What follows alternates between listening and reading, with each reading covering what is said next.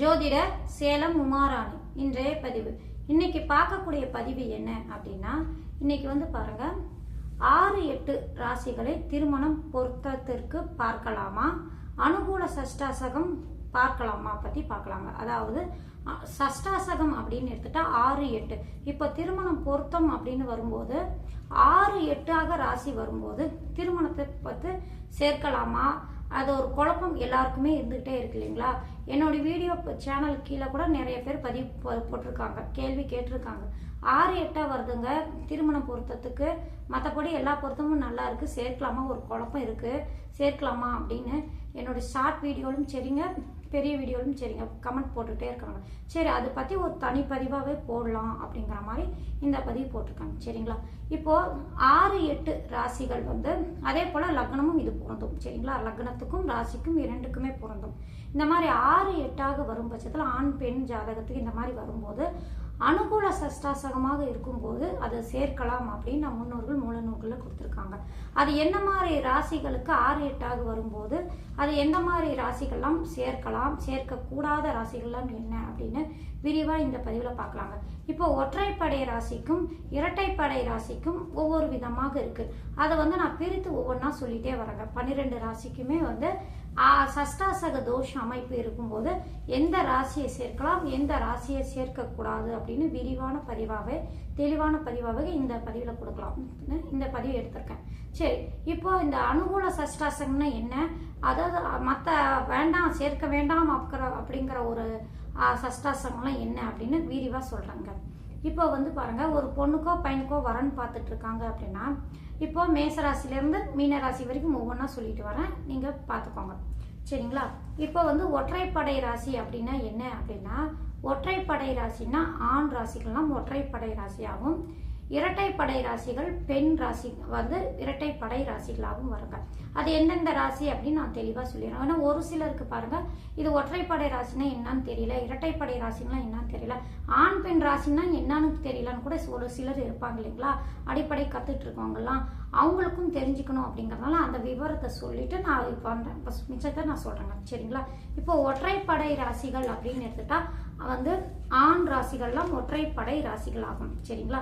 இப்போ ஆண் ராசிகள் அப்படின்னு எடுத்துக்கிட்டாங்கன்னா மேசம், மிதுனம், சிம்மம், துலாம், தனுசு, கும்பம், இந்த 6 ராசிகள்லாம் ஆண் ராசிகள், ஒற்றைப்படை ராசிகள். சரிங்களா. அடுத்தது பெண் ராசிகள் அப்படின்னு எடுத்துக்கிட்டாங்கன்னா ரிஷபம், கடகம், கன்னி, விருச்சகம், மகரம், மீனம், இந்த ராசிகள்லாம் பெண் ராசிகள், இரட்டைப்படை ராசிகள். சரிங்களா. இதுதான் ஆண் பெண் ராசிகளும் ஒற்றைப்படையும் இரட்டைப்படை ராசிகள் அமைப்பாகும். இந்த ராசிகளுக்கெல்லாம் எந்தெந்த ராசிகள் 6-8ஆக வந்தாலும் சேர்க்கலாம், சேர்க்கக்கூடாது அப்படின்னு விரிவாக பார்க்கலாங்க. சரிங்களா. இப்போ மேச ராசிக்கு அப்படின்னு எடுத்துக்கிட்டோன்னா, மேச ராசிக்கு ராசிக்கு 6ஆம் இடமாக வரக்கூடிய கன்னியா ராசியை சேர்க்கக்கூடாதுங்க. ஏன்னா 6ஆம் இடம் அப்படின்னு எடுத்துக்கிட்டான்னா புதனுடைய வீடாகவும், இந்த ராசி அதிபதிக்கு பகை கிரகமாகவும் வரக்கூடிய அமைப்பு அப்படிங்கிறதுனால இந்த மேச ராசி ஆண் ராசிக்கு பெண் ராசியாக வரக்கூடிய கன்னியா ராசியை சேர்க்கக்கூடாது. இது லக்னத்துக்கும் பொருந்தும். சரிங்களா. சரி, இந்த மேச ராசிக்கு எந்த ராசி சேர்க்கலாம் அப்படின்னு எடுத்துக்கிட்டாங்கன்னா விருச்சக ராசியை 8ஆம் ராசியை சேர்க்கலாம். ஏன்னா ரெண்டுக்குமே பாருங்க, மேச ராசிக்கும் விருச்சக ராசிக்கும் அதிபதி யாரு அப்படின்னு எடுத்துட்டா செவ்வாய் பகவானே அப்படிங்கிற ஒரு அமைப்புல இந்த சஷ்டாசக அமைப்பு இருந்தாலும், அதாவது 8ஆம் இடத்துல இருந்தாலும் ராசியோ லக்னமாக இருந்தாலும் சேர்க்கலாம் அப்படின்னு சொல்லப்பட்டிருக்காங்க. சரிங்களா. இப்போ நான் வரிசையா சொல்லிட்டு வரேன் இல்லைங்களா, சேர்க்கலாம், சஷ்டாசகத்தையும் சேர்க்கலாம் அப்படின்னு. அப்போ அந்த மாதிரி நீங்க சேர்க்கிறீங்க அப்படின்னா மற்ற விவரங்கள்லாம் இருக்குங்க. அந்த மாதிரி அமைப்பெல்லாம் கூடுதலாக இருக்கும்போது சஷ்டாசக அமைப்பு இருந்தாலும் சேர்க்கலாம். சரிங்களா. அதை என்னன்னு இந்த முடிச்சுட்டு நான் சொல்றேன். சரிங்களா. அடுத்தது அப்படின்னு எடுத்துக்கிட்டாங்கன்னா ரிஷப ராசி அப்படின்னு எடுத்துக்கிட்டாங்கன்னா, ரிஷப ராசியில பிறந்தவங்களுக்கு 8வது ராசியாக வரக்கூடிய தனுசு ராசியை சேர்க்கக்கூடாது. ஏன்னா ரிஷப ராசியில் பிறந்தவங்களுக்கு சுக்கிர பகவான் அதிபதியா வருவாங்க. 8ஆம் இடத்துக்கு அதிபதி யாரு அப்படின்னு எடுத்துக்கிட்டாங்கன்னா குரு பகவான் வருவாரு. இவங்க இருவருமே பகை கிரகமாக வரக்கூடிய அமைப்பு அப்படிங்கறதுனால இந்த பெண் ராசிக்கு ரிஷப ராசியான பெண் ராசி ஒற்றைப்படை ராசிக்கு வந்து அதாவது பெண் ராசி இரட்டைப்படை ராசிக்கு வந்து இந்த தனுசு ராசியான ஒற்றைப்படை ராசியை சேர்க்கக்கூடாது. சரிங்களா? பகை கிரக குரு பகவானும் சுக்கிர பகவானும் பகை கிரகமாக வர்றதுனால இந்த ரிஷப ராசிக்கு தனுசு ராசியும் அல்லது லக்னமோ இந்த மாதிரி இருந்தால் சேர்க்கக்கூடாது. சரிங்களா? சரி, எந்த ராசியை சேர்க்கலாம் அப்படின்னு எடுத்துட்டா 6வது ராசியான துலா ராசியை சேர்க்கலாம். இந்த 6வது ராசி துலா ராசி சுக்கிர பகவானே வர்றதுனால இருவருமே ஒரே அதிபதி, அதாவது ரிஷபத்துக்கும் வந்து துலாத்துக்கும் அதிபதி சுக்கரனாகவே வர்றதுனால நீங்க வந்து இந்த ராசி 6 வந்து சேர்க்கலாம், இந்த ராசிக்கு சேர்க்கலாம். சரிங்களா? அடுத்தது அப்படின்னு எடுத்துக்கிட்டாங்கன்னா மிதுன ராசிக்கு வந்து 6வது ராசியாக விருச்சக ராசி வருங்க. இந்த விருச்சக ராசிக்கு அதிபதி யாரு அப்படின்னு எடுத்தோம்னா செவ்வாய் பகவான் ஆவாரு. இங்க 6வது ராசி செவ்வாயாக வர்றதுனால இந்த 6வது ராசியை இந்த மிதுன ராசியில் பிறந்தவங்களுக்கோ அல்லது லக்னத்துக்கு பிறந்தவங்களுக்கோ வந்து இந்த 6வது ராசியாக வரக்கூடிய விருச்சக ராசியை லக்னமாகவோ ராசியாகவோ இருந்தால் சேர்க்கக்கூடாது. சரிங்களா? இந்த மிதுன ராசிக்கு எந்த ராசி சேர்க்கலாம்னா 8ஆம் அதிபதியான மகர ராசியை சேர்க்கலாம். சரிங்களா? இப்போ 8ஆம் இடமான மகர ராசி வந்து சனி பகவானா இருக்கும்போது இந்த லக்ன ராசி வந்து புதனுக்கு வந்து நட்பு கிரகமாக வர்றதுனால 8வது ராசியை சேர்க்கலாம். சரிங்களா? அடுத்தது அப்படின்னு எடுத்துக்கிட்டா கடக ராசி லக்னத்தில் பிறந்தவங்களுக்கு பாருங்க 8வது ராசியான கும்ப ராசியை சேர்க்கக்கூடாது. இங்க கடக ராசிக்கு வந்து கும்ப ராசி வந்து சனி பகவான பகை கிரகமாக வர்றதுனால 8வது ராசியை சேர்க்கக்கூடாதுங்க. 6வது ராசியான தனுசு ராசியை சேர்க்கலாம். இங்க குரு பகவான் வந்து 6ஆம் அதிபதியாக வந்தாலும் இந்த கடக ராசிக்கு உச்சம் பெறக்கூடிய கிரகம் வந்து அடுத்தது 9ஆம் அதிபதியான பாக்யாதிபதியாகவும் வர்றதுனால இந்த கடக ராசியோ லக்னமோ பிறந்தவங்களுக்கு வந்து இவங்களுக்கு வந்து 6வது ராசியான தனுசு ராசியோ அல்லது லக்னமோ சேர்க்கலாம், ஒன்றும் பிரச்சனை வராது. சரிங்களா?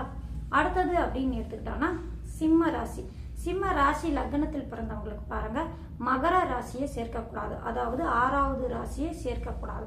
6வது ராசி யாரு அப்படின்னா மகர ராசியா வரும். அதாவது சிம்ம ராசிக்கோ அல்லது லக்னத்திலோ பிறந்தவங்களுக்கு மகர ராசி அல்லது லக்னம் இருக்கிறவங்களுக்கு சேர்க்கக்கூடாது, பகை கிரகமாக வர்றதுனால 6வது ராசியை சேர்க்கக்கூடாது. 8வது ராசியான மீன ராசியை சேர்க்கலாம். சரிங்களா? அது மீனம் வந்து குருவின் வீடு. இந்த சிம்ம ராசி லக்னத்தில் பிறந்தவங்களுக்கு வந்து குரு பகவான் நட்பு கிரகம், அடுத்தது பஞ்சமாதிபதியாகவும் வரக்கூடிய அமைப்பு அப்படிங்கிறதுனால ஒன்றும் பாதிப்பு இருக்காது, சேர்க்கலாம். சரிங்களா?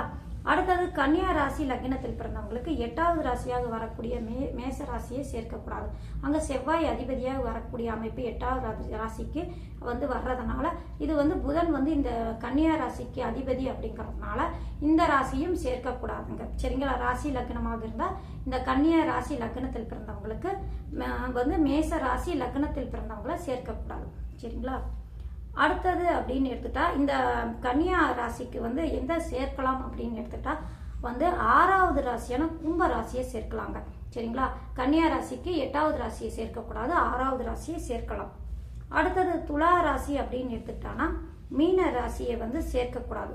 அதாவது மீன ராசி அப்படின்னு எடுத்துட்டா குரு பகவான், துலா ராசிக்கு வந்து சுக்கிர பகவான் அப்படிங்கிறதுல பகை கிரகமாக வர்ற அமைப்பு அப்படிங்கிறதுனால இந்த துலா ராசியில் பிறந்தவங்களுக்கு மீன ராசிக்காரங்களை சேர்க்கக்கூடாது. அடுத்தது யாரை சேர்க்கலாம் அப்படின்னு எடுத்துக்கிட்டானா அவங்களுக்கு பாருங்க 8வது ராசியான ரிஷப ராசியை சேர்க்கலாம். ரிஷப ராசிக்கு யாரு அதிபதி அப்படின்னு எடுத்துட்டா சுக்கிர பகவானே ஆவாரு.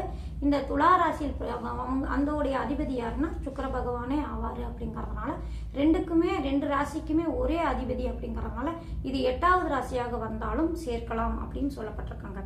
அடுத்தது அப்படின்னு எடுத்துட்டோம்னா விருச்சக ராசியில பிறந்தவங்களுக்கு 8வது ராசியாக மிதன ராசிக்காரங்களை சேர்க்கக்கூடாது.